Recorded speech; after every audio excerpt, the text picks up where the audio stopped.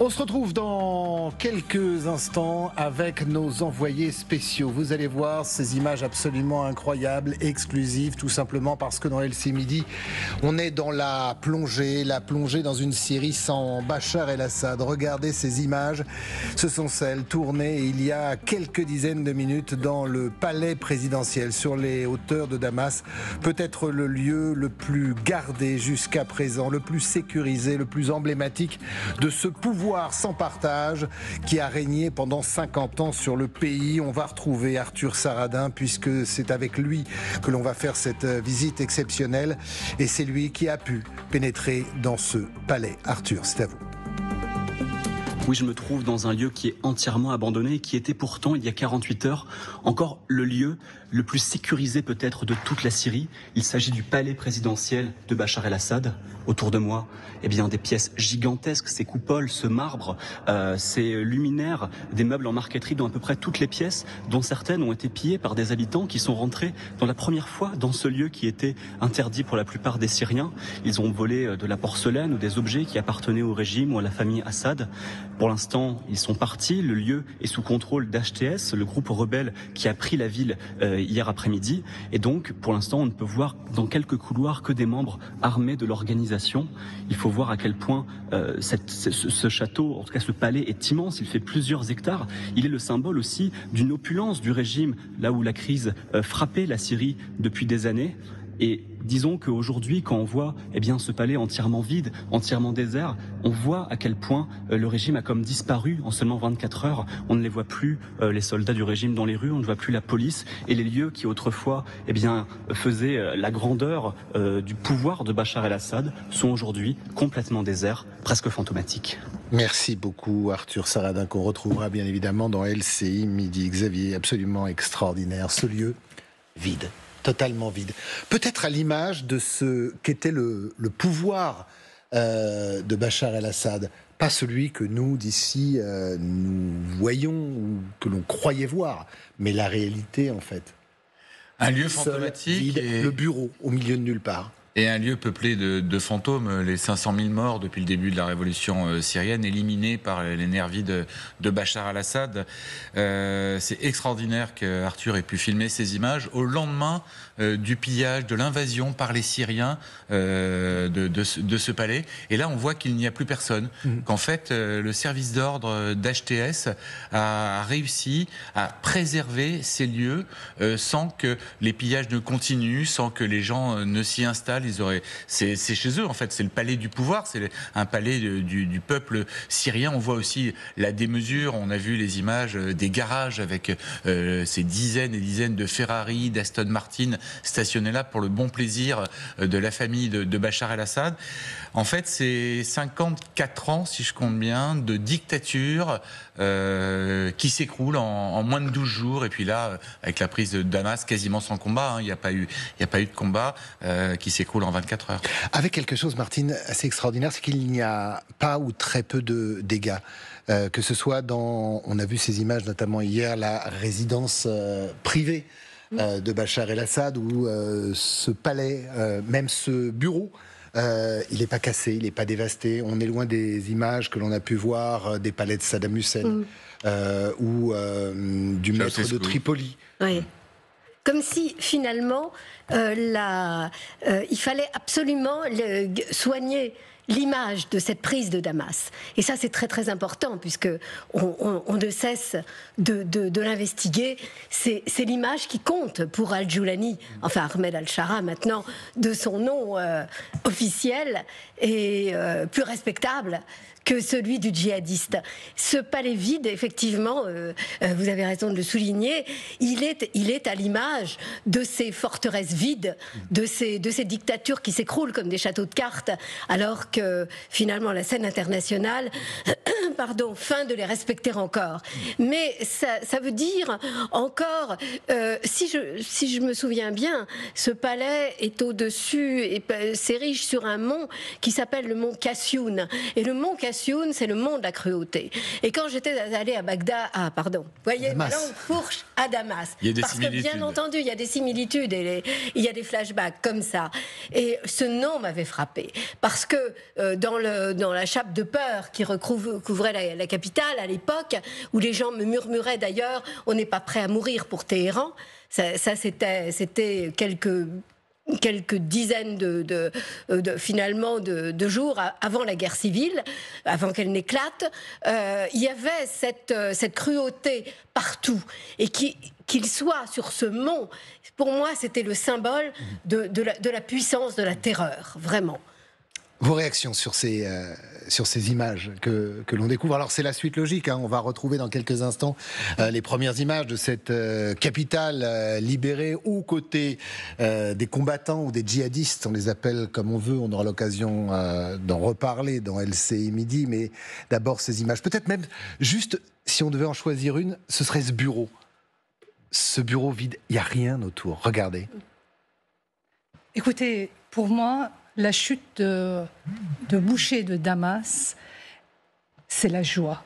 Je suis contente, tout en sachant que ceux qui ont pris le pouvoir ne sont pas les enfants de cœur, mais on le sait aussi que les dictatures ne tombent pas par les mains des anges. Il faut des gens de leur même tempérament, de même nature, pour pouvoir les renverser. Donc, c'est peut-être ce qui se passe, hein, on y reviendra. Mais... Absolument. La situation, c'est que, évidemment, on connaît Jolani, on sait qui c'est, on sait d'où il sort. Cela dit, rien ne nous empêche d'être contents de la chute de la dictature. Quelqu'un qui a assassiné 500 000 innocents, quelqu'un qui a causé l'émigration de plusieurs milliers de Syriens. Aujourd'hui, on voit que les Syriens ont repris l'espoir. Ils sont en train de retourner dans leur pays. Donc, c'est la situation que je souhaite pour l'Iran. Alors, certains, vous le verrez tout à l'heure, grâce à François-Xavier Ménage et Olivier Cresta, ils sont à la frontière en ce moment même, suivre ces Syriens qui ont fui. Ou par peur des djihadistes qui ont pris le pouvoir, ou tout simplement parce qu'ils étaient fidèles au régime de Bachar el-Assad. Mais d'abord, d'autres images, document exceptionnel de François-Xavier et d'Olivier, tourné hier. Vous allez revoir avec des images rares ce qui s'est passé. Cette prise de la capitale pratiquement sans un coup de feu, mais avec des images très symboliques de ces lieux qui sont tombés. Les rebelles arrivent sur une des places centrales de Damas. Autour, certains véhicules criblés de balles ou incendiés. Des tirs de joie et un groupe d'amis qui se prend en photo, dans les mains, un bout de l'histoire syrienne en train de s'écrire. Ça, c'est la statue du père de Bachar el-Assad. On l'a cassée. La Syrie, enfin libérée.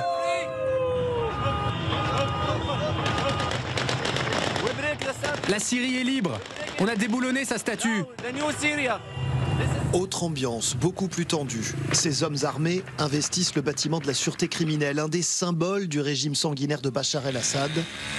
Plusieurs pièces sont en feu. Même constat de l'autre côté du trottoir.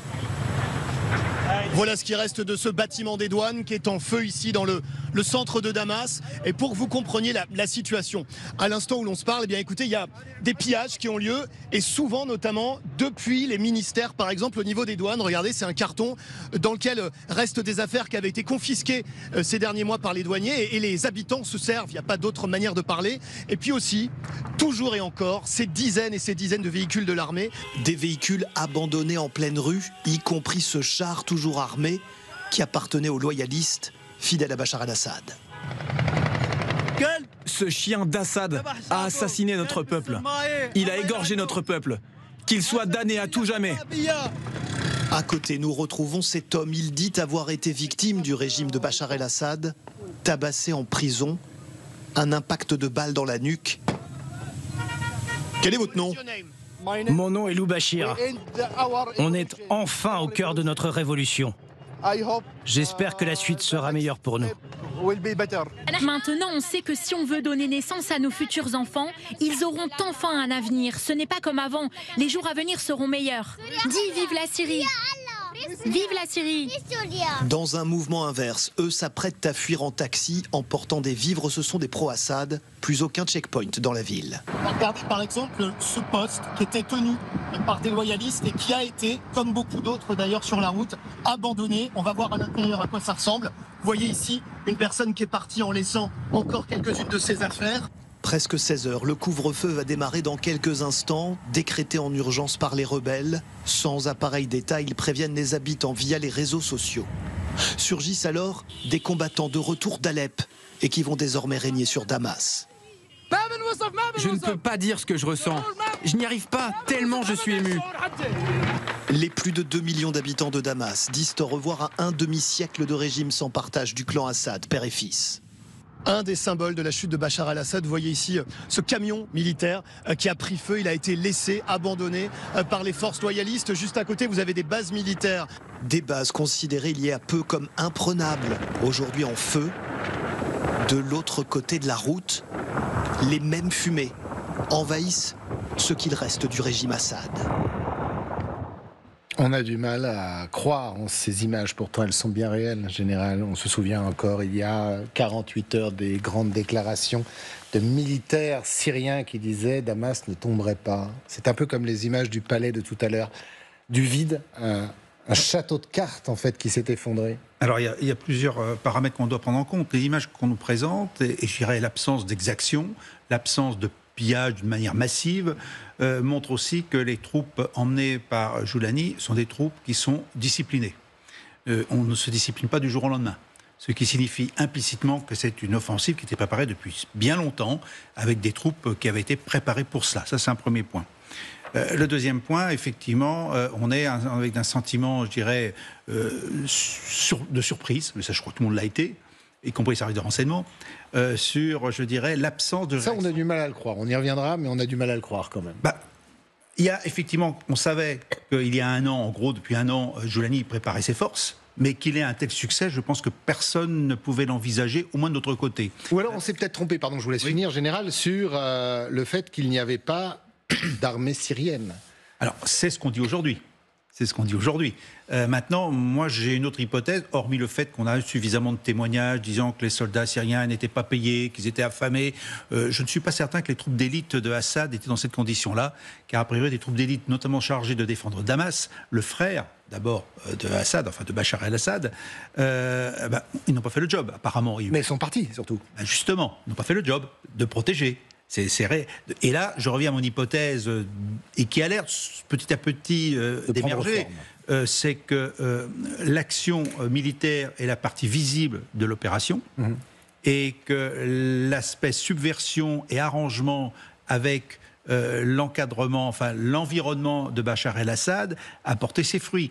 On ne peut pas penser qu'un régime puisse tomber aussi facilement avec une armée qui a été mise en avant depuis des années, même si une partie d'entre elles n'était pas forcément dans de bonnes conditions. On ne peut pas imaginer qu'il n'y ait pas eu des complicités intérieures, et quand je dis complicité, plutôt des arrangements. Et une image le prouve. L'image il y a 2 jours de ce Premier ministre de Bachar el-Assad sortant en train de téléphoner, encadré par des hommes de Joulani. Je ne suis pas certain que c'est l'image qu'on a d'un gouvernement qui chute. On a l'impression quand même qu'il y avait un arrangement. Et puis dernier point quand même, et puis ça fait tout le week-end, j'y ai pensé, d'où ça pouvait provenir. Et on revient avec ce qui a été dit à plusieurs reprises, c'est que la Turquie à plusieurs reprises a demandé, parce que les Turcs sont quand même derrière, plus ou moins. En plus que moins. Voilà, il y a beaucoup, je dis plus ou moins. Samedi soir, ils étaient quelques-uns à Doha. Au cours d'une réunion, il y avait les Russes, les Iraniens et les Turcs.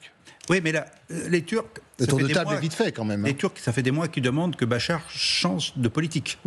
Et je pense aussi que l'environnement, enfin les proches de Bachar, peut-être étaient en divergence avec, je dirais, ce blocage de Bachar sur une sortie de crise d'une manière ou d'une autre. Et je pense que ça peut être conditionné, que ce soit d'abord des arrangements, sinon des valises de billets, ou autres arrangements d'ailleurs, qui ont permis cette chute très rapide. Alors, on va retrouver François-Xavier Ménage et Olivier Cresta. On vous a beaucoup, depuis hier, montré ces images de liesse, du moins certaines, dans les rues de la capitale. Mais vous allez voir que tout n'est pas rose en Syrie, qu'il y a ceux qui fuient, bien évidemment. Alors, ou des pro-Bachar, ou tout simplement celles et ceux qui, aujourd'hui, ont peur de ces islamistes qui ont pris le pouvoir dans le pays. Regardez.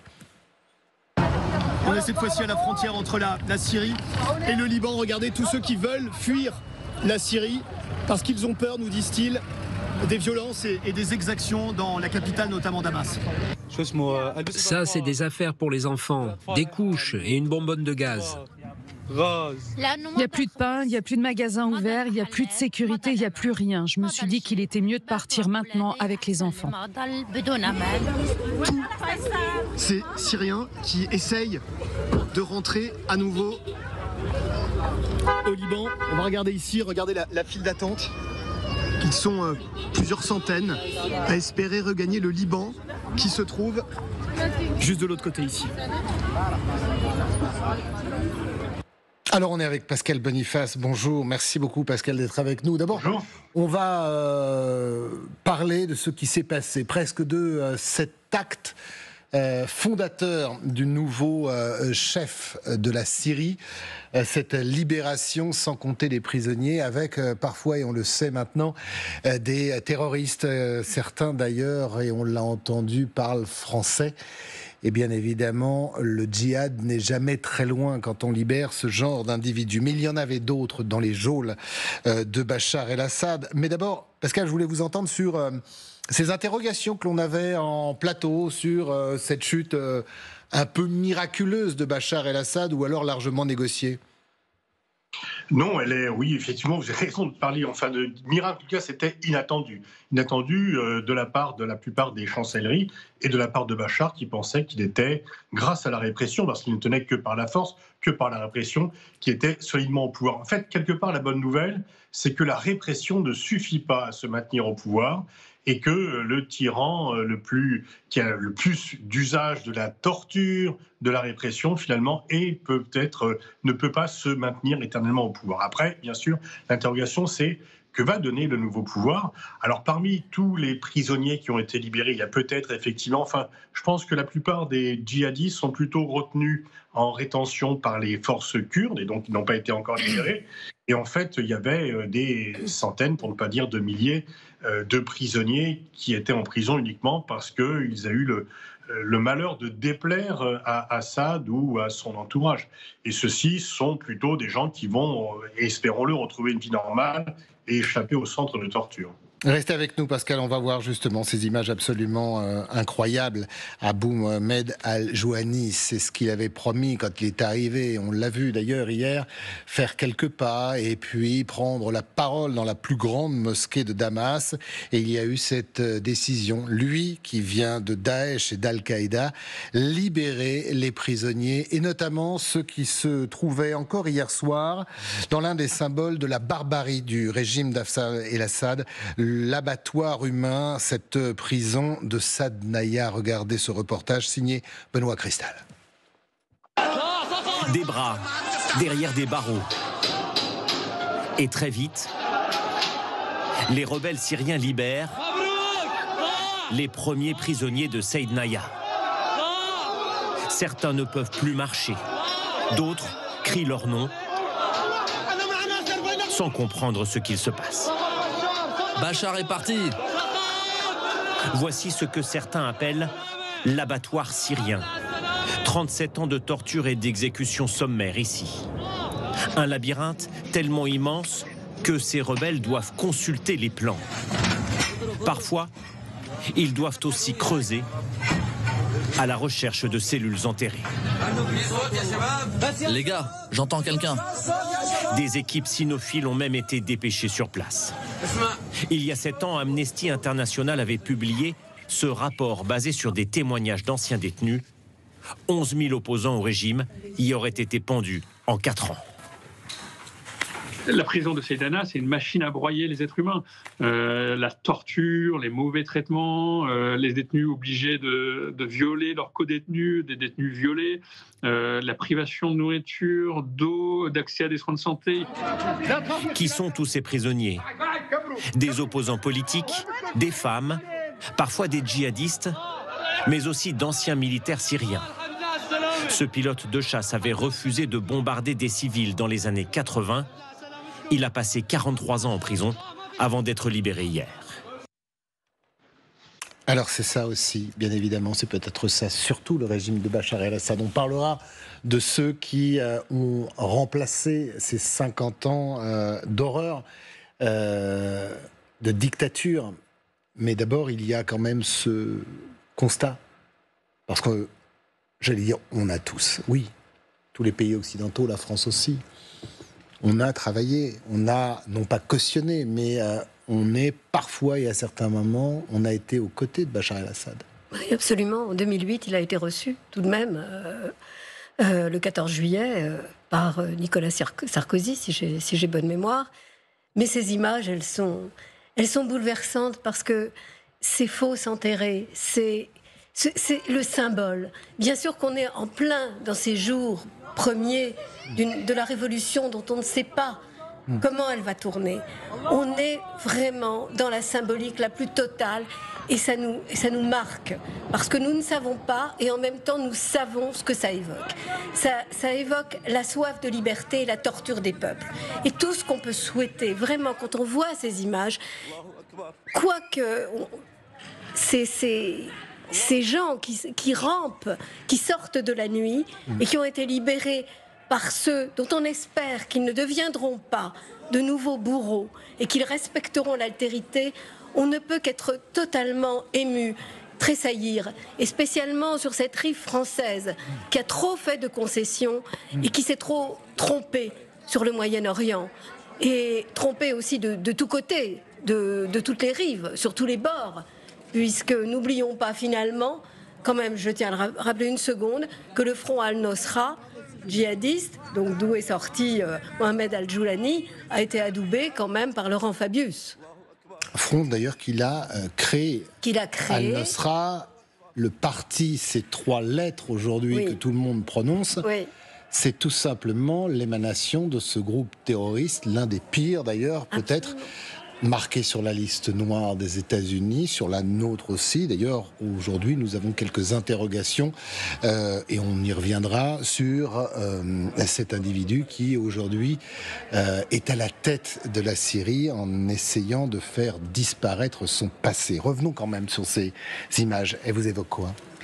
Moi, j'étais en train de penser, en vous écoutant, qu'une dictature bien installée depuis 55 ans est bien plus pire qu'une dictature nouvellement arrivée. Même si on imagine que cette Joulani, c'est un pire d'espèce de djihadistes, mais il vient d'arriver, il doit se justifier devant les Occidentaux pour pouvoir installer son pouvoir. C'est pourquoi c'est un espoir. Il est encore contrôlable. Absolument. C'est un espoir dans ce sens-là. C'est pourquoi quand les anciennes dictatures tombent, c'est une joie pour le peuple. Il faut que nous soyons contents pour eux, parce que c'est un espoir. Et on sait très bien que la Syrie ne devient pas démocratique du jour au lendemain, de la même façon que les pays démocratiques, les pays occidentaux ne sont pas devenus démocratiques du jour au lendemain. Ils se sont battus, ils ont passé par des périodes de turbulence pour en arriver là, des siècles de guerre. Alors pourquoi nous fermons la porte sur les Syriens ? C'est une porte qui s'est ouverte, peut-être il y a de l'espoir. Peut-être il y a de l'espoir. On verra dans quelques instants parce que après Bachar el-Assad et son régime, il ne peut y avoir, même si on a quelques doutes sur ceux qui ont pris le pouvoir en Syrie depuis hier, il y a forcément de l'espoir quand on voit, général, ces horreurs, ces prisons à ciel ouvert. Ou alors parfois totalement fermés, des bunkers où on enfermait des gens avec des exactions. Depuis maintenant une semaine, ils sont en train de creuser. Il nous parvient des images d'exécutions sommaires, de charniers que l'on ne peut même pas montrer, qui sont difficiles à voir. Ça montre quand même un signe. On parlait tout à l'heure d'images, de communication. Il y a ces images symboles. C'en est une, libérer les prisons quand on arrive à chasser des dictateurs. Oui, nous sommes dans l'émotion et l'effet de la victoire, parce que c'est une victoire. C'est pas une victoire de la démocratie. Je veux quand même un peu rester un peu plus... c'est une victoire sur la dictature. Voilà, c'est tout à fait pareil. Nous ne sommes pas en voie vers la démocratie, et il n'a jamais été évoqué d'ailleurs qu'une démocratie serait installée en Syrie. Je crois qu'il faut pas... Il y a des choses qui sont faciles du discours qu'on entend depuis quelques jours. Oui, le dictateur est tombé, c'est une bonne chose. Non, la démocratie n'est pas en marche. Ce n'est pas le projet politique qu'on distingue à travers ceux qui ont participé à cette chute du dictateur. On irait plutôt vers la charia, mais bon. On n'irait pas jusqu'à là pour l'instant. Attendons de voir, parce qu'il y a différentes forces. En tout cas, c'est ce qui se passe dans le territoire qui est contrôlé aujourd'hui par Al-Jouaini. Tout à fait. Donc effectivement, à Idlib, la charia a été appliquée. On a quand même suffisamment de témoignages. Lapidation de femmes adultères. Maintenant, est-ce que Joulani, ce qui a été évoqué il y a quelques instants, n'est-il pas contraint par nécessité non seulement à lisser son discours pour éviter qu'on lui tape dessus, mais aussi d'augmenter des preuves, je dirais, de presque conformité à ce qu'on attend de lui, pas d'exaction, ce qu'on a évoqué tout à l'heure, pas de chasse aux sorcières, on peut peut-être en douter quand même, et puis l'ordre qui doit être rétabli. Maintenant, l'ordre doit être rétabli. En tout cas, c'est les images, là où on vous suit, général, que l'on nous présente depuis hier. Oui, mais couvre-feu respecté. Je ne pense pas qu'elle soit... Pas d'exaction visible. Oui, tout à fait. Même s'il y a 3-4 jours, on a évoqué quand même des soldats syriens qui avaient été égorgés. Mais bon, c'est des choses qui sont, je dirais, des événements qui arrivent localement. C'est pas systématique comme on a pu le connaître. Donc, il y a un ordre avec des unités de combattants qui sont disciplinés, avec un chef qui est respecté. Maintenant, remarquons bien ce qui s'est passé. C'est une conquête du nord vers le sud jusqu'à Damas. On a une question à l'ouest qui n'est pas réglée et une question à l'est qui n'est pas réglée. Quel sera finalement le schéma final de la Syrie de demain avec tous ces éléments, l'influence turque, l'influence peut-être aussi d'une armée syrienne de libération qui n'est pas djihadiste, et puis l'État islamique qui revient, qui était déjà installé et que les Américains combattent en particulier, et puis ce risque quand même d'un État dit islamique aux frontières d'Israël. Ne l'oublions pas quand même. Abou Mohamed Al-Jouaini, ce personnage, cette mutation vers une forme de respectabilité, on va le voir avec ce sujet signé Frédéric Agnès. Il est accueilli en héros cet après-midi à Damas. Abou Mohamed Al-Joulani pénètre dans la célèbre mosquée des Omeyyades. Ses premiers mots sont contre le dictateur Bachar al-Assad qu'il vient de faire tomber. Il a transformé la Syrie en une ferme pour les ambitions iraniennes. Il y a répandu le sectarisme et il a divisé les communautés syriennes. Le chef d'Ayat Tahrir al-Sham, HTS, se pose lui en rassembleur et promet de protéger tous les Syriens, aux antipodes de ses débuts. Le voici à 24 ans. Il est alors membre de l'État islamique. Les États-Unis viennent de l'arrêter. Il passera 5 ans en prison. À sa sortie, la guerre civile éclate en Syrie. Il rejoint les rangs d'Al-Qaïda et crée le tristement célèbre Front al-Nosra. Mais en 2016, virement à 180 degrés, sur cette vidéo, le voici qui dissout son mouvement et tourne le dos aux islamistes djihadistes. Il crée HTS et s'empare de la région d'Idlib au nord-ouest de la Syrie où il règne. Ce journaliste s'est rendu là-bas. Il décrit une administration organisée avec des ministères et pour les minorités. Il y a un responsable des affaires des minorités, donc concernant les chrétiens et les druzes par exemple, ils ont le droit de dire la messe, mais il y a des limites. Donc les limites, c'est pas de croix apparente. On ne fait pas sonner les carillons. Mais c'est un système qui reste islamiste, rigoriste, mais beaucoup moins rigoriste par exemple que celui des talibans. La charia et un islamisme, disons, nationaliste, sans volonté d'expansion. Voilà le message que délivre le chef d'HTS depuis quelques années. Mais la petite province d'Idlib n'est pas la Syrie, un pays fracturé, aux communautés multiples et aux zones d'influence souvent floues. Et puis une inquiétude persiste chez certains observateurs. Al-Joulani est-il sincère ou bien un manipulateur ? Sa stratégie, c'est celle de se présenter comme justement un pragmatique, de dire qu'il accueillera absolument tout le monde et qu'il y aura quand même des protections pour toutes les communautés syriennes. Mais on attend de voir, parce que dans son ADN, c'est bien quand même l'histoire d'Al-Qaïda qui est là. Le nouveau maître de Damas sera jugé sur ses actes. Seul l'avenir dira si son arrivée au pouvoir signe le crépuscule d'une nation ou l'aube d'un nouveau jour.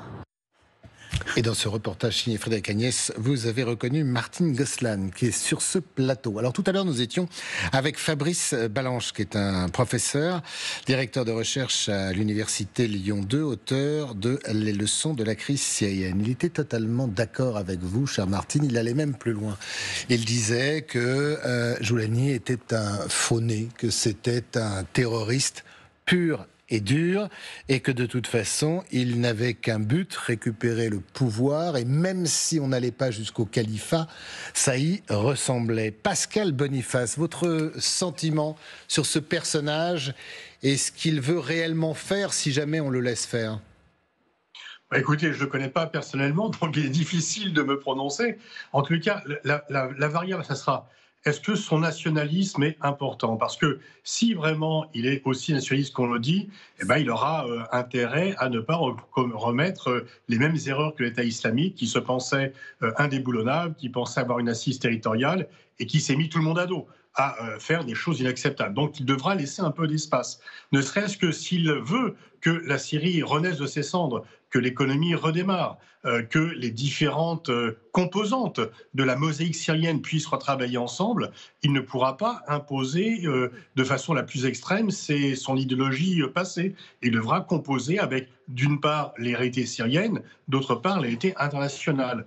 Parce que, pour l'instant, il est toujours placé son organisation est toujours placée sur la liste des organisations terroristes, non pas par les Occidentaux, mais par l'ONU. Donc, c'est beaucoup plus large. Il doit aussi composer avec ses voisins arabes et peut-être arrêter le trafic de drogue que Bachar el-Assad laissait faire pour remplir le poche de ses alliés. Donc, en fait, il a un choix. S'il veut réussir, il ne pourra pas appliquer la partie la plus extrême de son programme. Ceci étant, on voit bien que les talibans, qui lorsqu'ils ont pris le pouvoir en août 2021, ont voulu faire croire qu'ils avaient changé et qui sont exactement les mêmes que ceux qui avaient été délogés du pouvoir en 2001. Donc il faudra voir si ces attaches passées reprennent le dessus ou s'il a réellement fait une mue. Alors, bien sûr, il ne va pas devenir chrétien-démocrate, bien sûr, mais en même temps, il y a des pays qui appliquent la charia avec lesquels nous avons d'excellentes relations. Le tout, c'est de savoir s'il y a exportation du terrorisme, exportation du trafic de drogue, et au moins un minimum, disons, d'inclusion qui est respecté. Et voilà, et comme ça a été dit sur le plateau tout à l'heure, ça ne sera pas tout de suite la démocratie. Le dictateur est tombé, s'il y a la fin des tortures, si aussi le nouveau pouvoir évite une vengeance sectaire sur les Alaouites, en disant que tous les Alaouites étaient des suppôts de Bachar. Voilà, il y a des erreurs à ne pas recommencer. Ce sont les erreurs qui ont été commises en Irak en 2003, où on a viré tout le monde et ça a été le chaos. Les erreurs qui ont été commises après la Libye en 2011 et les erreurs que l'État islamique ou que les talibans ont fait en pensant qu'ils pourraient continuer à diriger leur territoire sans faire aucune concession et qui a été une catastrophe pour l'Afghanistan et pour l'État islamique. Donc il faut avoir, disons que s'il a fait une sorte de mue et que son moteur principal est le nationalisme, il ne pourra pas ne pas s'adresser au monde extérieur, ses voisins arabes, les pays occidentaux, et sa plus belle réussite, ça serait de faire redémarrer la société et l'économie syrienne. Il ne pourra pas le faire s'il applique de façon la plus extrême le programme d'Al-Qaïda ou de l'État islamique. Merci Pascal. Restez avec nous. Martine Gosselin, je le disais tout à l'heure à nos invités, disait que c'est un faux-né, c'est-à-dire que c'est le créateur d'Al-Nosra, c'est quelqu'un de très intelligent, passé par les rangs de Daesh, d'Al-Qaïda, et qu'il c'est un peu comme l'Atakia, c'est-à-dire que c'est quelqu'un qui se déguise. C'est ces terroristes qui, se sachant filer, boivent de l'alcool et mangent du porc pour mieux passer à travers les mailles du filet. Donc, est-ce qu'on n'est pas dans le même cas de figure avec ce personnage ? On peut le craindre. Parce que finalement, l'islamisme a pris différents visages. Hein. On connaît l'islamisme en complet veston, on connaît toutes sortes d'islamisme. Et si on peut se référer finalement à ce qu'on nous dit, à ce que Wassim Nasser nous disait tout à l'heure d'Idlib, le laboratoire d'Al-Joulani, M. Ahmad Al-Shara, de son vrai nom, je répète, il nous parlait des limites qui étaient imposées aux minorités. Mais ces limites, c'est très simple, ce sont celles de la dimitude, du sujet dhimmi, c'est-à-dire du sous-citoyen. Enfin, c'est même pas un sous-citoyen, ça n'est pas un citoyen. Du sujet de l'islam, l'islam majoritaire. Donc ça, la dimitude, elle est très profonde. C'est un concept sous lequel ont vécu toutes les populations qui n'étaient pas musulmanes sous le joug musulman. Là, je dis même pas le joug islamiste, sous le joug de l'islam, sous le joug de l'islam impérial, sous le joug de l'islam souverain. Et donc la dimitude qui a été abolie sur dans toutes sortes d'États par les révolutions modernes, lors eh bien apparemment, pas apparemment, elle est toujours appliquée à Idlib, et ça fait très peur, parce que la marque de la normalisation, de la respectabilité d'Al-Joulani et de son groupe, c'est tout de même le respect dû aux minorités, c'est l'altérité. C'est l'altérité. 2 réactions sur ce personnage. On va continuer d'en parler, bien évidemment, parce que depuis hier, c'est lui qui a pris, c'est celui que vous voyez derrière moi, c'est celui qui a pris le pouvoir aujourd'hui en Syrie. Et c'est à lui et avec lui que l'on devra peut-être nous composer. Je vous rappelle qu'il y a un certain nombre de personnages qui ont été libérés des prisons en Syrie hier soir, et dont des Français d'ailleurs, qui ont participé de près ou de loin à des groupes terroristes. Écoutons d'abord Mohamed Sifawi et après Fabrice Balanche sur, non pas la crédibilité, mais plutôt sur le côté authentique du personnage. Abou Mohamed El-Joulani est un djihadiste pur jus, membre d'Al-Qaïda, contempteur plutôt admirateur d'Oussama Ben Laden, ayant fait allégeance à Abou Mus'ab al-Zarqawi en Irak, ayant fréquenté le camp militaire, enfin le camp de la prison de Bouka en Irak, ayant côtoyé al-Baghdadi à l'époque, enfin ayant fait allégeance à Ayman al-Zawahiri, c'est quelqu'un qui est un djihadiste pur jus, il ne faut pas l'oublier. C'est un manipulateur. Il l'a prouvé à plusieurs reprises dans le passé. En 2011, lorsqu'il arrive en Syrie avec ses combattants d'Al-Qaïda, il n'avoue pas qu'il est membre d'Al-Qaïda. Il faudra attendre mars 2013 qu'il demande un arbitrage à al-Zawahiri, le chef d'Al-Qaïda, pour qu'il se révèle officiellement comme membre d'Al-Qaïda, parce que jusqu'à présent, il pouvait ainsi obtenir des armes, du soutien de la part des Occidentaux, dont la France, qui lui a livré les armes, hein, il faut quand même l'avouer. Et puis ensuite, en 2016, tournant à 180 degrés, non, il change de nom, il devient Hayat Tahrir al-Sham, et à cette occasion, il ne renouvelle pas son allégeance à Al-Qaïda. Et il envoie une lettre à al-Zawahiri en lui expliquant que s'il veut avoir du soutien par des pays arabes, des occidentaux, eh bien, il faut qu'il s'éloigne d'Al-Qaïda. Et Zawahiri lui répond « J'ai tout à fait compris, il n'y a pas de souci, si pour votre stratégie de conquête du pouvoir, il faut vous éloigner, éloignez-vous. » C'est assez clair. Ah, c'était clairement la taquia, c'est-à-dire on se dissimule pour mieux agir. Le problème, c'est qu'il va falloir voir à l'usage dans cette période on est au lendemain d'une révolution, c'est un moment assez exceptionnel. C'est un peu comme pour les pays de l'Est, quand le mur de Berlin est tombé. On est dans une période totalement confuse et où les choses changent tout le temps. Il faut voir comment va évoluer le personnage, comment il va pouvoir évoluer. Parce que au-delà des 500 000 morts, au-delà des 50 années d'horreur qu'ont vécu les Syriens, il y a un pays à reconstruire maintenant. Les Syriens, il va falloir les nourrir, il va falloir leur donner du travail. Tout ça, il ne pourra pas le faire tout seul. Si il veut... Regardez l'Afghanistan. L'Afghanistan, ils vivent en vase clos et les familles les plus pauvres vendent soit leurs organes, soit leurs enfants pour survivre. Imaginez la même chose en Syrie. C'est plus proche. C'est plus proche de l'Occident, c'est pas éloigné dans les montagnes aux confins du pétrole. Pakistan et de l'Iran. Oui, il y a du pétrole dans les zones qui sont kurdes. Et dans les zones qui sont alaouites. Soutenues par les Américains. On y reviendra bien évidemment. Au large de la côte ouest. Donc, moi, je suis totalement d'accord avec Fabrice Balanche sur le côté dissimulation pour parvenir à ses fins. Il n'y a aucun doute là-dessus. Jusqu'à maintenant, depuis Idlib, il a tenu ses troupes. Il n'y a pas eu d'exaction. 900 morts pour une révolution. Mais aussi peut-être dans l'affichage. Non, mais bien sûr. Non, mais d'accord, mais les troupes sont tenues. Il n'y a pas eu de massacre, il n'y a pas eu jusqu'à maintenant. On va voir. Il l'a dit d'ailleurs. Quand il est dans la mosquée hier, il appelle ses troupes à ce qu'il n'y ait pas d'exaction. La mosquée des Omeyyades, c'est la mosquée que l'on a qui règne sur l'empire islamique au 7e siècle. C'est un symbole extraordinaire. Le nom de son mouvement, Al-Sham, Christophe, c'est au Levant, c'est la Grande Syrie. Ça concerne pas seulement la Syrie, c'est la Syrie, le Liban, Israël, l'Irak. Il y a la volonté expansionniste, elle est même dans le nom de son mouvement. Mais il va falloir le voir à l'épreuve de ce qui se passe aujourd'hui en tant que révolution syrienne. Général. Moi, je partage ce point de vue. C'est simplement qu'on est dans la taquilla complète. Alors maintenant, il y a aussi la réalité du terrain. La réalité du terrain, c'est s'il y a un nouveau pouvoir, il faut bien qu'il remette de l'ordre et remette le fonctionnement de la société en route. Maintenant, je répète ce que je dis tout à l'heure. C'est ce que demandent les Syriens. Il n'a pas sous son autorité, à la date d'aujourd'hui, l'ensemble de la Syrie. Donc on ne sait pas comment ça va tourner.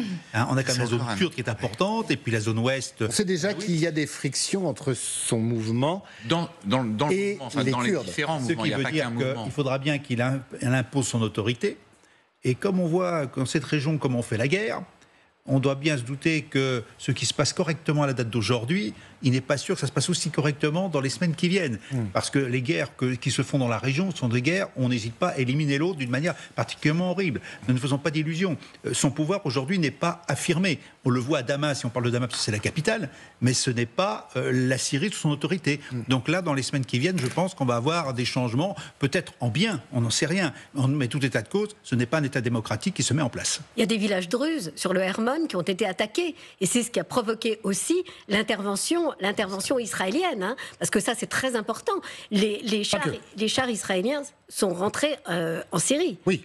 Sur le Hermon syrien.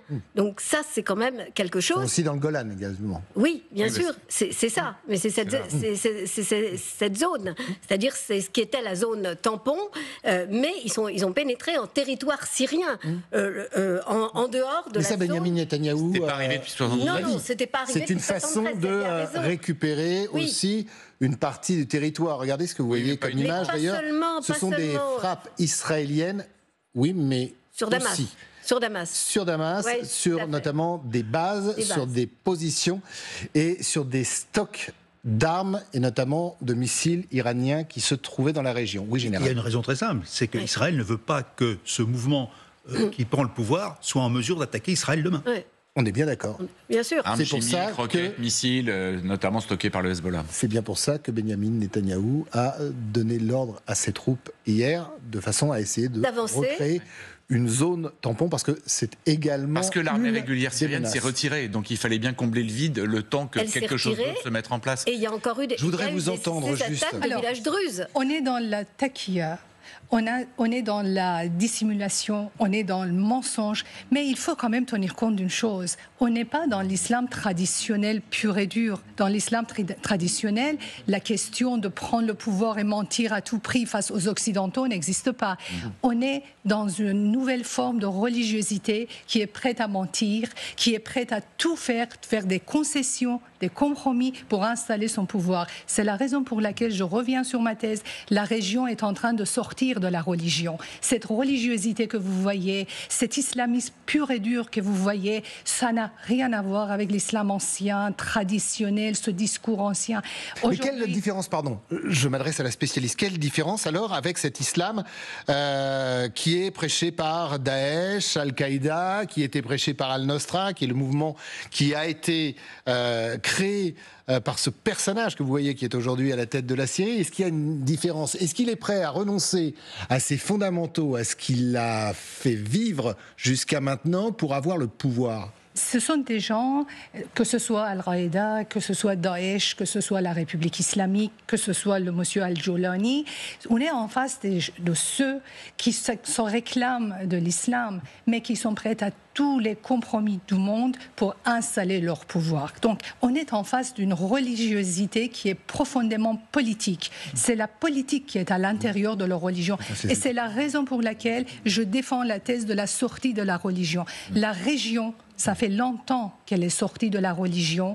Elle est en train de former, de garder les formes religieuses, mais dans le fond, ce n'est plus du tout la religion, c'est la politique. C'est la politique. Cet islam idéologique qui s'est installé en Iran après 1979, et qui s'est propagé qui a fait des enfants chez Al-Qaïda, chez Daesh, chez les autres. Ce sont les bébés de Khomeini, même s'ils sont chiites, ils ne sont pas chiites, même s'ils sont sunnites, même s'ils sont contre Khomeini, ils n'arrêtent pas d'insulter. Mais c'est un islam... Cher Marnaz Chirali. Laissez-moi terminer. Oui, pardon, c'est un islam idéologique qui cherche à garder le pouvoir, à instaurer le pouvoir. Et pour garder le pouvoir, il est prêt à tout faire. Oui, mais regardez, par exemple, massacrer le peuple que de faire des compromis. Mais si vous reprenez, parce qu'on parlait des talibans tout à l'heure, ils ont promis des choses, ça n'a duré qu'un déjeuner de soleil, et ils sont revenus à la forme la plus rigoriste de l'islam. Et la crainte, c'est d'instaurer un califat. Absolument, en mais Syrie. moi, on est bien d'accord. Le califat, mais c'était en train de se produire en 21e siècle. C'est important. Il faut tenir compte du rôle de la communauté internationale, du pouvoir de la communauté internationale, de ne pas laisser que ces gens-là faire ce qu'ils ont fait s'ils pouvaient faire il y a 15 siècles. On est en 21e siècle et ils le savent. Vous pensez qu'on a les moyens ? On va parler des États-Unis dans un instant, mais je pense qu'ils sont plus intelligents que nous parce qu'ils ont compris qu'ils ne peuvent pas ne pas vivre avec nous. Et ils sont obligés de faire avec nous. Martine Trécourt, et je voudrais qu'on retrouve Pascal Boniface. Juste une seconde. Cher Marnaz Chirali, je connais votre combat. Et je crois que ce que vous dites sur la sortie de la religiosité et de la désislamisation, ça ne concerne, hélas, que votre pays natal, qui est l'Iran, et dont je salue vraiment les femmes, les sujets, tous les jeunes gens qui se battent. L'Iran, oui, l'Iran est l'espoir. L'Iran débarrassé des mollahs serait l'espoir. Mais je ne vois aucun signe, pardonnez-moi, cher Marnaz, de désislamisation et de sortie du religieux dans la région au Moyen-Orient, en dehors de... J'ai pas dit de désislamisation, j'ai dit c'est un islam qui a changé de nature, ce n'est pas l'islam traditionnel. C'est tout ce que j'ai dit. J'ai pas dit désislamisation, d'accord? C'est pas le mot qui est sorti de ma bouche. J'ai dit c'est un islam qui n'est pas l'islam traditionnel, qui a changé de nature et la région est en train de sortir de la religion pour entrer dans un nouveau monde. Alors, on va parler, merci Sylvia de nous avoir rejoint, juste quand même quelques images, parce que je ne sais pas si vous a marqué aussi dans les scènes de liesse et de manifestations. Très très vite, il n'y a eu que des hommes dans la rue, on ne voit pas de femmes. Je ne sais pas si c'est un signe, je ne sais pas comment l'interpréter, mais en tout état de cause, c'est une véritable réalité. Oui, Xavier ? Vous avez tout à fait raison, je me fais la remarque depuis hier à scruter toutes les images qui nous parviennent de Syrie. Il y a une exception, on a une image... Des femmes qui ont été libérées de prison, moi je vois à peu près la seule exception. Dans certaines femmes... Et au tout début, dans le tournage... avaient accouché en prison et leurs bébés, leurs enfants, qui ont grandi d'ailleurs, ont été libérés avec elles. Ça, et François-Xavier Ménage, les tout débuts témoignages, il a des femmes et après, dans la journée... que moi j'ai à l'esprit, c'est dans le palais de Bachar el-Assad, dans le palais présidentiel, vous avez un grand canapé dans lequel une famille fait des selfies. Il y a c'est dans sa maison. 2 femmes qui sont voilées et 2 femmes qui ne sont pas voilées. Et c'est vrai que c'est à peu près le seul exemple qu'on puisse avoir pour le moment. Alors on va parler des États-Unis parce que ça reste encore le gendarme. Enfin, quels États-Unis? Ceux de Biden ou ceux de Donald Trump qui prendra le pouvoir, je vous le rappelle, fin janvier. En tout état de cause, vous allez voir que Washington et notamment la Maison-Blanche suit de très près ce qui se passe. Écoutez, Joe Biden entre optimisme et non pas scepticisme, on ne peut pas dire ça comme ça, Sylvia, prudence, c'est peut-être le mot juste. C'est ici un acte de justice, c'est une opportunité incroyable, historique à saisir pour le peuple syrien, pour bâtir un avenir meilleur pour leur fier pays. C'est également un moment de risque et d'incertitude. Nous attendons de voir ce qui va se produire et les États-Unis vont travailler avec nos partenaires et les différentes parties prenantes en Syrie pour les aider à saisir cette opportunité, pour gérer les risques. Alors, gérer les risques, bien évidemment, Sylvia, il parle des risques terroristes.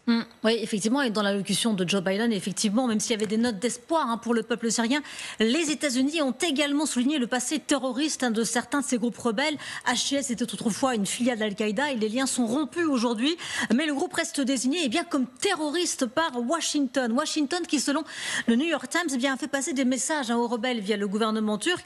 Les États-Unis les ont mis en garde contre toute alliance avec les militants de l'État islamique. Voici ce qu'ils ont répondu, qu'ils n'avaient n'avaient aucune intention de permettre à l'État islamique de faire partie de leur mouvement. Le renseignement américain et les décideurs de l'administration Biden sont toujours en train de déterminer si ce groupe a réellement changé ses méthodes, s'il est en train de les changer et ce en quoi il peut répondre aux inquiétudes des alliés dans la région. En attendant, l'administration leur parle, mais évidemment pas question de leur fournir un quelconque soutien. Et en attendant, les États-Unis bombardent également l'État islamique. Oui, effectivement, frappes aériennes contre des camps et contre des agents de l'État islamique en Syrie. Hier, 75 cibles dans le centre du pays ont été visées. Pas question pour les États-Unis de laisser la moindre place à ce groupe qui pourrait profiter du chaos. On va écouter le ministre de la Défense, Lloyd Austin, ce matin. Nous nous concentrons sur l'État islamique afin de maintenir la pression sur l'État islamique et de les priver de la possibilité de ressurgir facilement. Voilà, même mise en garde du côté du général Michael Curria, qui est le chef du commandement central américain, le CENTCOM. Regardez ce qu'il dit. Toutes les organisations en Syrie doivent savoir que nous les tiendrons responsables si elles s'associent à l'État islamique ou le soutiennent de quelque manière que ce soit.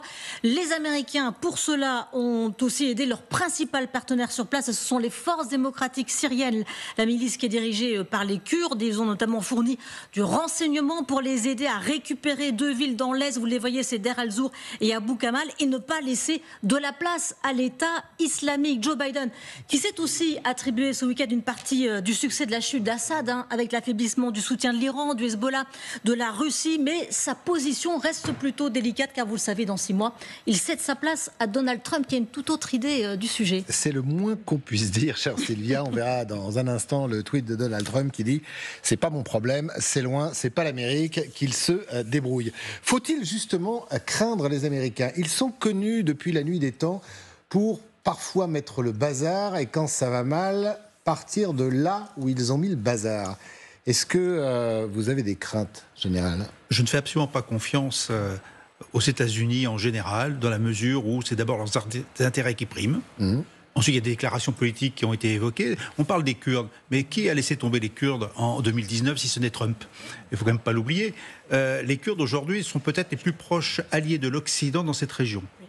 Donc le fait qu'ils soient en position instable parce qu'ils ont besoin de notre aide sera un problème pour nous demain, parce que c'est eux qui combattent efficacement l'État islamique dans un premier temps. Mais quand vous regardez la carte que vous avez présentée il y a quelques instants, vous remarquez quand même qu'ils contrôlent une grande partie du territoire syrien. Et on peut même évoquer une réflexion qui peut aller plus loin. Est-ce que cet État syrien va rester dans ses frontières actuelles ? Est-ce que il y a quand même les Kurdes qui se battent, entre guillemets, et pas uniquement entre guillemets, pour avoir un État à le Rojava. Ensuite, ce qui explique d'ailleurs pourquoi les Turcs font la guerre aussi en Syrie, en occupent une partie et combattent les Kurdes.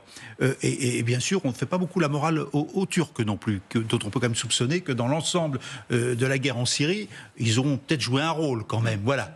Celui de détonateur, la zone bleu ciel en haut de la carte. Oui. Voilà. Donc on a quand même une situation extrêmement complexe. Et puis effectivement, dans 6 semaines, c'est fini. C'est Trump qui vient avec ce qu'il a déclaré, que ce n'était pas son problème. Comme il a déjà abandonné une fois les Kurdes, je ne vois pas pourquoi il ne le fait pas une deuxième. Et là, on aura un problème, parce qu'on aura un État islamique. Alors, est-ce qu'il sera un État islamique ? Et ça sera un État djihadiste ? Quelle sera la relation avec le pouvoir de Damas ? Même si Al-Qaïda et l'État islamique sont en guerre. Mais bon, parfois, il y a aussi une convergence d'intérêts. Donc, on est quand même dans de l'hypothèse assez forte qu'un État islamique se dégage, sous une forme ou sous une autre. Et la question sera, que feront les Occidentaux ? Est-ce qu'il faut y retourner ? Mais si les Américains n'y vont pas, nous, on ne va pas y aller, même si on a une base en Irak, avec quelques avions, me semble-t-il encore, mais ce n'est pas nous qui allons changer la situation. Et puis, dernier point, ça sera les Israéliens qui seront concernés directement, parce qu'effectivement, un État islamique qui veut la destruction d'Israël contraindra Israël à agir. On se pose une question, on se retrouve dans quelques instants, on reste ensemble bien évidemment, et les Russes dans tout ça. Pourquoi ont-ils lâché Bachar el-Assad ? Quel intérêt, quel avenir pour l'or de base ? Et si ils perdaient tout, ou est-ce que Moscou est en train de négocier ? Puis d'abord, une simple question, où est Bachar el-Assad ? Parce que hier, l'agence TASS disait qu'il est à Moscou, et il y a quelques dizaines de minutes, le porte-parole du Kremlin dit pas de commentaire sur cette affaire. On se retrouve dans quelques instants, on dit un grand merci, comme d'habitude, à Pascal Boniface qui nous a fait le plaisir d'être à nos côtés. À très vite, Pascal, notamment sur le plateau de LCI Midi. Bonne fin de journée.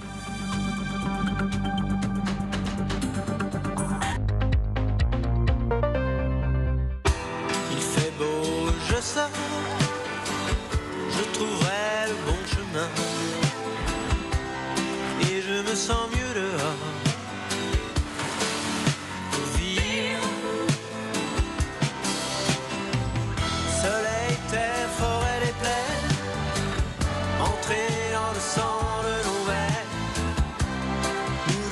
nouveau Dacia Duster à partir de 19 890 €. Nous voulons tous être sûrs de nos choix. Fort de 55 ans de recherche, Royal Canin a développé une nutrition précise et adaptée aux besoins uniques des chats et des chiens à chaque étape de leur vie. Découvrez les aliments Royal Canin sur zooplus.fr, votre expert en produits pour animaux. E202. Tu crois que c'est ça qui rend aimable? On ne devrait pas se poser de questions sur ce que l'on mange. Si les savoureuses soupes Liebig se dégustent les yeux fermés, c'est parce qu'elles sont sans additifs, sans conservateurs et cuisinées en France avec 100% d'ingrédients naturels. Liebig, découvrez le goût de la confiance. Et partez à la découverte de nouvelles saveurs avec les recettes Liebig, voyage en Inde et en Thaïlande. Un intérieur au design raffiné, avec 20... Bah, elle est pas neuve. Encore mieux. Seulement 23 km au compteur. Ah ok. Et beaucoup moins cher que la neuve. Et vous en avez beaucoup comme ça chez Aramis Auto? Bah toutes celles-là.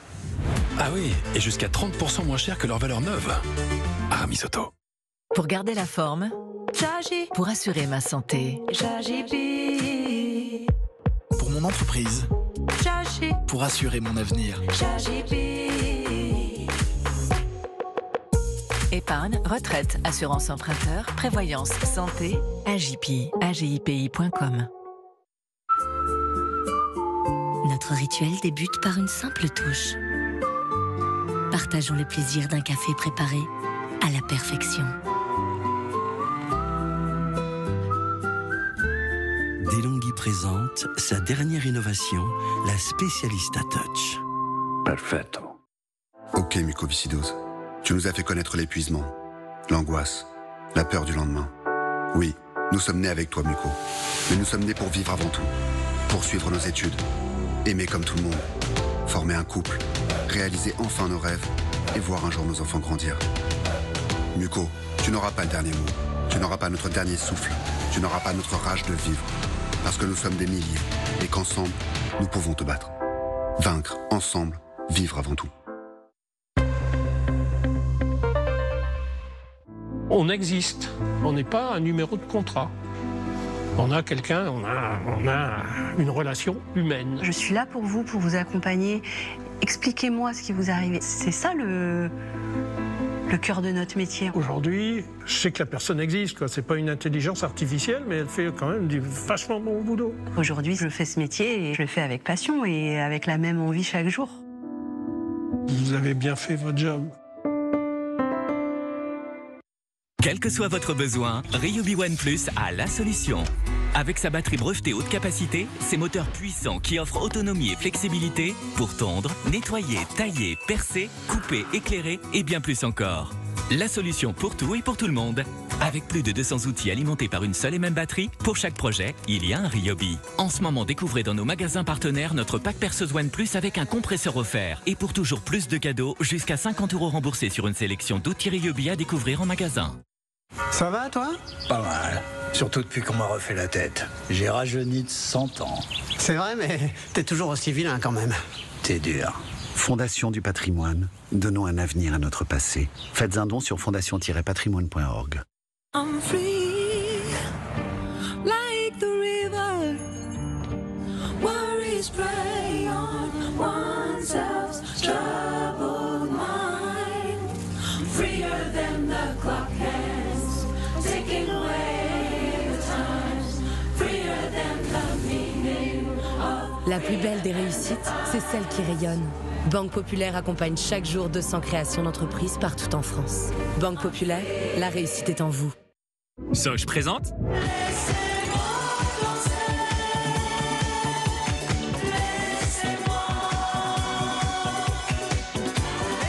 Et vous, quand est-ce que vous dansez chez Soch? Soch, c'est la fibre à 25,99 € par mois sans engagement sur le réseau Fibre Orange. Si ça donne pas envie de danser, ça... Soch! Christmas is back in town. Avec Aldi, les bons réveillons, c'est pour tout le monde. Même pour le Père Noël. Ah bah oui, pardon. Aldi, la meilleure qualité à prix discount. départ à 40. La suite, bien évidemment. Nous sommes en direct, bienvenue dans LC Midi. Nous continuons de parler de ce jour d'après, et surtout peut-être des changements importants qui vont avoir lieu en Syrie et notamment la prise de pouvoir des islamistes. Mais on se pose aussi cette question, quel rôle a joué Moscou dans la chute de Bachar el-Assad? On s'interroge parce que le Kremlin, on peut le dire, a apporté au régime un soutien plutôt mou. Je ne sais pas si vous êtes d'accord, général, on en parlera ensemble dans quelques temps, notamment pour stopper l'avancée des rebelles islamistes. On se souvient d'ailleurs de la fuite des troupes russes fin de semaine dernière devant l'ennemi. Hier, on apprenait en revanche par l'agence de presse officielle, l'agence TASS, que l'ancien dictateur Bachar el-Assad et sa famille s'étaient réfugiés à Moscou. Patatras, ce matin, le porte-parole du Kremlin, Dmitri Peskov, prend la parole. Eh bien, sur cette information, pas de commentaire. Écoutez-le. Il n'y a pas de rencontre de ce type dans l'agenda officiel du président. Je n'ai rien à vous dire sur les allées et venues du président Assad. En fait, bien sûr, de telles décisions ne peuvent être prises dans l'État. Mais dans le cas présent, je n'ai rien à dire. Alors on va revenir avec Laura Pouget dans un instant sur des bases russes, parce que c'est peut-être l'objet du deal entre la chute et le non-soutien de Bachar el-Assad et la présence de ces sites stratégiques pour Moscou. D'abord peut-être un petit commentaire sur ce qui s'est passé. L'agence TASS, c'est l'agence officielle. C'est un peu comme si nous, on vous donnait une information de l'agence France Presse, mais pire parce que nous sommes à Moscou et que tout, sous votre contrôle, mon cher Xavier, est... C'est le cas de le dire, largement sous contrôle. Oui. Alors pourquoi il y a 2 heures à peine, Dmitri Peskov, porte-parole du Kremlin, dit Bachar, non, c'est pas. Et dans le même temps, dans le même communiqué à l'agence TASS, donc l'agence officielle russe contrôlée par le Kremlin, pour que les choses soient très claires, il dit c'est Vladimir Poutine lui-même qui a voulu accueillir Bachar el-Assad. Donc vous voyez que... Alors, on a eu cette information ce matin vers 9h, j'étais en plateau. Première chose qui vient à l'idée, c'est de se dire qu'il y a les 2 bases extrêmement importantes pour les Russes en Syrie, Tartous et l'aéroport de Memim, et que peut-être, ça peut être une monnaie d'échange pour discuter avec le nouveau pouvoir qui se met en place à Damas. Ça ne veut quand même pas dire que les Russes échangeraient Bachar el-Assad Les Russes disent qu'ils discutent à propos de l'avenir de ces bases avec le nouveau pouvoir. Oui, ça c'est sûr, ça on va le voir avec Laura. Qu'est-ce qu'ils ont à échanger pour le moment? Ils ont un homme qui a trouvé asile chez eux. Ça ne veut pas dire qu'ils vont le livrer. C'est pas du tout ce que je dis. J'imagine le signal pour les amis, les partenaires de Moscou. À Mali, au Burkina Faso, au Niger, en Centrafrique, on se poserait largement des questions, et peut-être même aussi... Je rappelle le discours de Vladimir Poutine vis-à-vis des BRICS. Ils ne vont pas livrer Bachar, mais en revanche, ils y vont mollo. Bachar ne va pas rencontrer Vladimir Poutine. Ils vont faire ça dans la plus grande discrétion possible. C'est pour ça que Peskov entretient l'ambiguïté sur le fait que Bachar soit ou pas accueilli comme invité à Moscou. Laura Pouget, merci d'être là. Donc le deal, vous le connaissez, vous avez étudié la question, vous êtes renseigné. 2 bases, pas n'importe lesquelles en plus. Non, pas n'importe lesquelles, Christophe. 2 grandes bases possédées par Moscou en Syrie. La base navale de Tartous, située ici, vous voyez, au bord de la Méditerranée, et la base aérienne de Maïmim, ici, non loin de Latakia, un des bastions du clan Assad. En tout, les effectifs de Moscou dans le pays compteraient entre 3 000 et 5 000 hommes.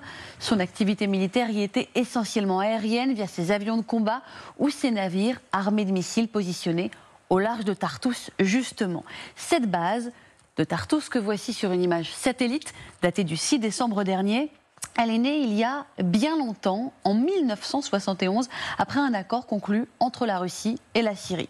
Elle était au départ un point d'appui technique et logistique. Elle fut ensuite mise en sommeil dans les années 90 avant de retrouver un rôle de premier plan en 2015 avec l'aide militaire apportée par Moscou pour contrer la révolution. Celle de Maïmim, ici, en photo, est plus récente. Elle a été construite en cette année de basculement 2015 avec la vocation d'être le centre stratégique des opérations militaires russes en Syrie. Alors, Laura, pardon, je vérifie un autre truc qui va arriver. On se dit tout, hein, bien évidemment. Après moi. Juste après vous. Non, mais c'est un drapeau. Vous allez voir que c'est très, très important parce qu'il n'est pas situé n'importe où, ce drapeau. Le problème pour Moscou aujourd'hui, c'est qu'il y a des rebelles pas très loin de ces deux bases. Tout à fait. Si les Syriens rendent les armes aussi facilement, il faudra réfléchir à l'évacuation des bases russes. Cette petite phrase, Christophe, datée d'il y a quelques jours, elle est signée d'un Russe, oui, Alexander Kotz, correspondant de guerre, très pro-Kremlin. Depuis la semaine dernière, plusieurs informations ont circulé faisant état d'un retrait de certaines capacités navales de Tartous, de la nomination d'un nouveau commandant des forces pour reprendre en main le dispositif, ou même de l'arrivée dans le pays des mercenaires de l'Africa Corps, successeurs de Wagner. Elles n'ont pas été confirmées. Une source a fait savoir hier à l'agence officielle TASS que la Russie se trouve déjà en contact avec les rebelles syriens et que leurs dirigeants auraient garanti la sécurité des bases militaires russes sur le territoire de la Syrie. Plus officiellement, Dmitri Peskov, le porte-parole du Kremlin, a déclaré ce matin qu'il jugeait nécessaire de discuter avec les futures autorités.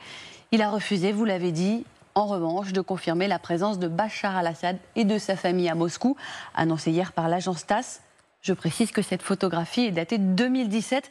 Elle avait été prise lors d'une réunion à Sotchi, en Russie, 2 ans après l'appui décisif apporté par Vladimir Poutine aux dirigeants syriens. Merci beaucoup, Laura. Bon, ce drapeau, on va le voir.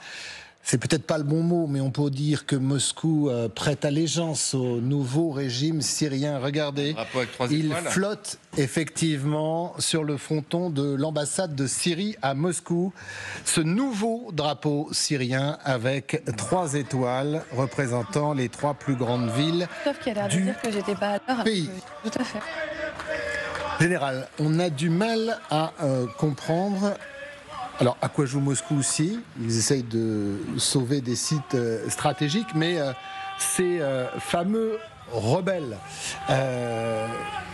on a entendu plein de choses de la part de leur chef, notamment sur Moscou, les suppôts, les soutiens de Bachar, qu'il fallait éliminer, éradiquer, chasser du pays, et puis là, on négocierait pour que la Russie garde des bases. Réel politique.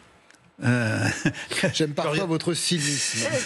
Moi, je suis toujours là. Il y a un moment... Il y a vous êtes tellement dans le vrai, quand même. Avant la réelle politique, il y a eu un lâchage en règle. Aucune intervention, rien. Alors moi, je l'explique. Quelques bombardements sporadiques. Oui, mais est-ce que c'est pas le deal? Non, le lâchage, pour moi, serait...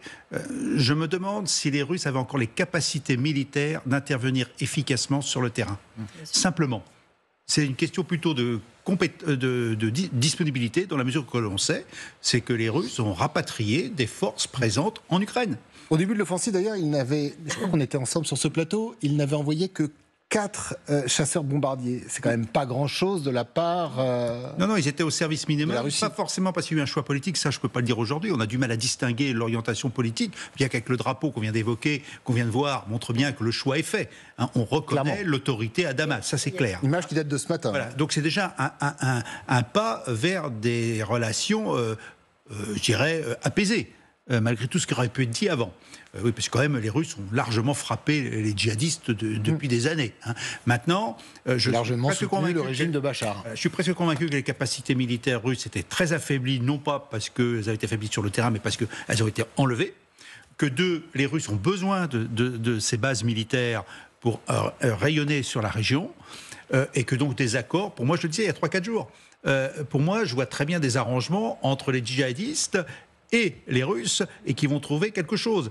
Ils vont l'habiller de manière... Alors, le fait d'expulser Bachar, comme vous l'avez souligné très justement, ce sera un très mauvais deal par rapport à tout l'impact que ça aurait sur les autres alliés. Donc ça, j'y crois pas. Mais en revanche, qu'il y ait un deal entre les uns et les autres, malgré que la Russie combat le djihadisme, je pense que c'est tout à fait plausible.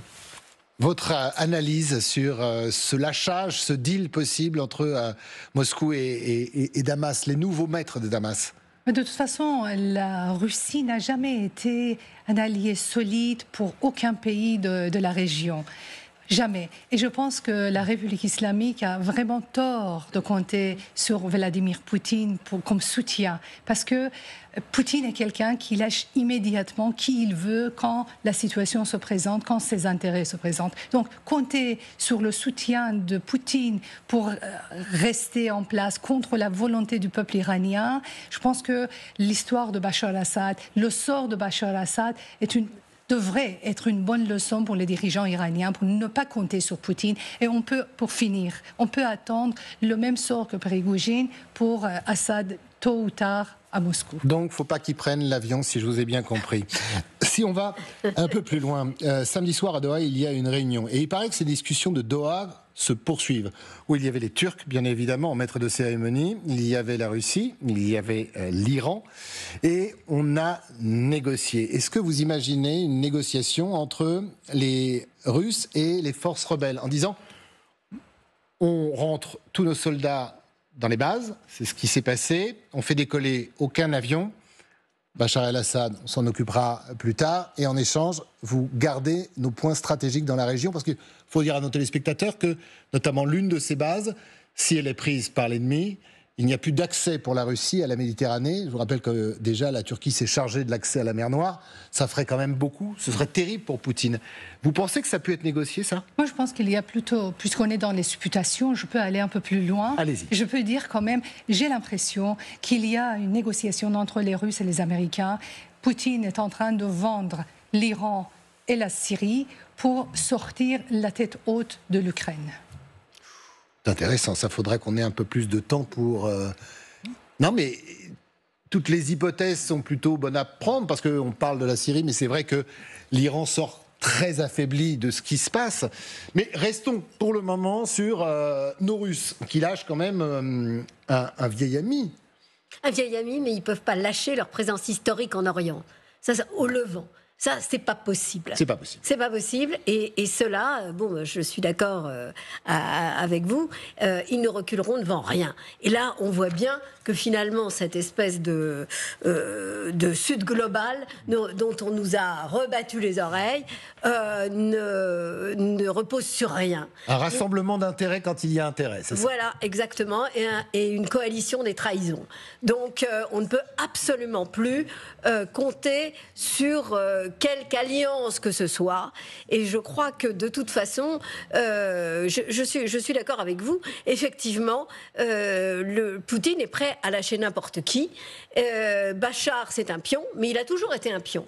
Et de toute façon, il avait déjà été lâché, si je peux me permettre un rappel, dans le ciel syrien par les Russes, parce que finalement les Russes ne se sont jamais interposés. Ce sont les Iraniens qui ont été lâchés aussi lorsqu'Israël frappait les bases, les milices chiites iraniennes, donc qui étaient quand même un support du régime. Et les frappes israéliennes contre les milices chiites iraniennes en Syrie n'ont jamais été combattues par les Russes. Alors on dirait qu'il y avait un deal entre les Israéliens et les Russes. Mais ça fait très très très longtemps que ça dure. Et il est possible, bien sûr, que ces frappes israéliennes en territoire syrien, qui il y en a eu plus d'un millier, je crois 1500 depuis des années, ont contribué considérablement à affaiblir le régime. Et donc c'était un lâchage russe dans le ciel syrien déjà. Quand on voit le bloc chute d'Assad, un revers pour Poutine. Alors oui, un revers ou un revers calculé ou un revers négocié, Xavier, ou un revers quand même, parce que au moment où Vladimir Poutine sonne à la porte des BRICS, le Sud global, c'est quand même 50% de la population mondiale, ou quand il dit que ce sont des pays qui ont dû subir l'Occident, la colonisation, si Vladimir Poutine n'est pas capable de sauver, d'aider ses amis, d'accueillir ses amis, de revendiquer le fait que Assad et sa famille soient en asile en Russie, le signal n'est pas très très bon. Le signal est extrêmement mauvais Et à l'inverse, ça peut donner de quoi espérer, notamment aux Ukrainiens qui sont dans les mains de l'armée de Vladimir Poutine. Alors, calculer, non, c'était pas calculé du tout. Là, aujourd'hui, Vladimir Poutine tente de sauver ces deux bases extrêmement importantes pour la Russie. Vous l'avez dit, un port dans les eaux chaudes en Méditerranée, puisque la mer Noire, lui, il ne peut pas en sortir par les conventions de Montreux. Et puis, cette base de Mémim, dont on sous-estime tout à fait l'importance, elle servait à bombarder les rebelles syriens dans le cadre de la Syrie, mais surtout c'est un hub extrêmement important pour alimenter l'Afrique depuis la Russie. Ça permet de faire atterrir, décoller des avions pour aller exporter son influence avec l'aide entre autres de Wagner et de l'Africa Corps en Afrique. Donc c'est vraiment très important. Et de lutter efficacement contre la Chine. Et c'est comme ça, moi, j'interprète les propos de Peskov par rapport à la présence de Bachar al-Assad à Moscou. Le Kremlin est en train de voir comment il peut rattraper le coup et tenter de conserver ses bases. C'est pas du tout sûr, parce que, évidemment, le nouveau pouvoir islamiste ou alors à Damas aura besoin de soutien, il aura besoin par exemple que les sanctions soient levées, il aura besoin d'être retiré de la liste des États, des organisations terroristes, autrement il ne pourra pas faire grand-chose. Mais là vous pensez que Moscou aujourd'hui a les moyens d'eux avec cette guerre en Ukraine? Il faudra voir en guerre contre l'Occident avec les Américains. Qui aide la Syrie à se relever?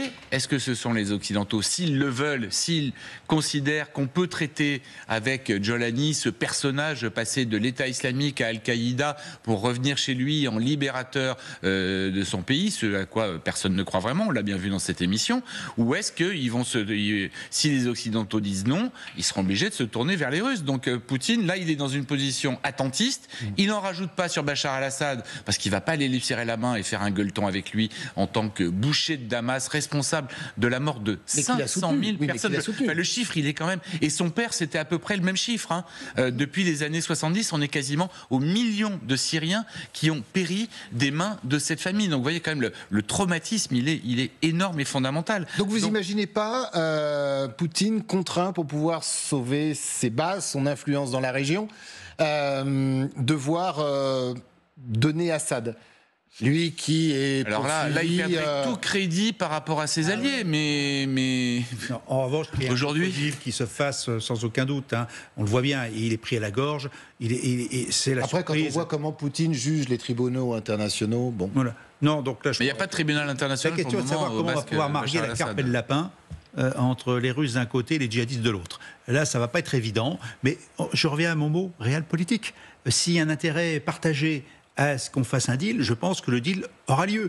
De toute façon, l'État, le nouveau pouvoir syrien aura besoin d'aide, quelle qu'elle soit. Ça peut être une aide militaire, une aide en armement, une aide économique. Une aide alimentaire. Et après, je dirais qu'on aura toutes ces interactions qu'on a évoquées depuis quelques instants, qui sont un peu quand même, on n'est plus dans la guerre d'hier. Quand on voit que pour faire la guerre, il y en a qui font des accords pour pas taper tel endroit avec tel allié et ainsi de suite, on peut se poser des questions sur comment on fait la guerre aujourd'hui. Et donc c'est pour ça que je pense qu'il y aura des accords dont on ne soupçonne absolument pas la composition, mais qui vont partiellement régler une partie des problèmes. Alors, j'ai peut-être pas d'informations, mais par rapport à ce que vous venez de dire, j'ai au moins un élément. Le fameux Dmitri Peskov, le porte-parole du Kremlin. Il s'est exprimé justement par rapport à ces djihadistes qui, en Syrie, ont pris le pouvoir. On négocie, à votre avis, ou on négocie pas? Écoutons la réponse. Il est encore prématuré d'en parler. En tout cas, c'est un sujet de discussion avec ceux qui seront au pouvoir en Syrie. Nous sommes dans une période d'instabilité extrême. Donc, bien sûr, cela va prendre du temps et ensuite il faudrait une conversation sérieuse avec ceux qui seront au pouvoir. Martine Totelli, voilà, oui. On négocie, on essaie de sauver nos bases, on a même commencé déjà. Voilà. Et Bachar est tombé hier. Et les négociations, vous venez d'entendre Peskov, entre les lignes, elles ont déjà commencé. Peut-être même avant la chute de Bachar. Absolument. Parce que finalement, il s'agit, encore une fois, vous avez raison, uniquement de préserver l'intérêt russe dans cette région. C'est tout absolument ce qui compte. Mais on voit mal, d'abord, dans cette affaire, qui sera sauvé? Parce que tout de même, il y aura des gens... Parce que préserver les intérêts russes, ça ne veut pas dire donner des assurances, exiger des nouveaux maîtres de Damas, des assurances sur le sort, j'y tiens, des minorités. Alors juste, je sur le revenir... respect Oui, du ça ne va droit. pas être le problème des Russes. Non, ça sera certainement pas le problème. C'est clair que ça ne va pas être leur souci. Je voudrais juste qu'on revienne sur quelque chose qui a été dit. Alors, je ne sais pas si on va revoir le tweet de Donald Trump, contrairement à l'administration Biden, qui dit « je m'en fiche ». Grosso modo, c'est ça. Oui. De toute façon, cette guerre, ce conflit, ce territoire, c'est pas notre problème. Mais là aussi, dans ce face-à-face avec Moscou, dans un autre territoire, la Syrie, est-ce que ça peut peser sur le choix de Trump ou de son administration de dire, en fin de compte, c'est peut-être pas notre guerre, c'est un peu comme l'Ukraine, mais il va falloir quand même qu'on soit là. On ne va pas laisser les Russes faire ce qu'ils veulent. Jusqu'au 20 janvier, le CENTCOM, les Américains au Moyen-Orient, continuent leur lutte contre les djihadistes de l'État islamique dans le désert. Dans le désert de Syrie. Après, on va voir ce que décide Trump. Je ne peux pas vous le dire aujourd'hui, on va voir. Mais là, pour le moment, il dit on ne va pas s'en mêler, mais il ne se mêle pas de quoi? Il ne se mêle pas de la révolution syrienne en cours. Elle continue, c'est pas terminé. Damas est tombé, mais il va se passer encore plein de choses. Un Premier ministre va être nommé, et il y a beaucoup de choses à mettre en place. Ou est-ce qu'il parle de la lutte contre les djihadistes de l'État islamique? Ça, on ne le sait pas. Il ne fait pas le détail dans son interview à NBC, ni dans ses différents propos. En revanche, il y a des chancelleries occidentales, il y a des gouvernements occidentaux qui réfléchissent au problème. Regardez les mots de Donald Trump, c'est un grand niveau. Oui, bien sûr, c'est au niveau de Donald Trump. C'est un bordel, elle n'est pas notre amie, on n'a pas à faire avec cela. Mais la lutte contre les djihadistes, c'est peut-être autre chose, on peut le mettre légèrement de côté. En revanche, on a une information qui vient de Londres, du gouvernement britannique, qui dit si jamais on doit sortir HTS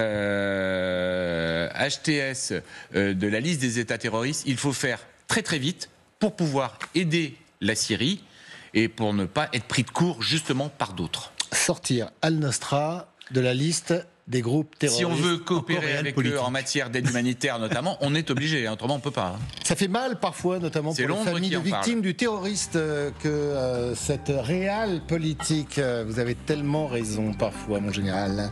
Merci beaucoup, c'est un plaisir que le général a toujours passer. Le général, c'est vrai, puisqu'il est général, il a toujours raison. C'est une question de survie. C'est un peu comme Guillaume Vostika, le général météo.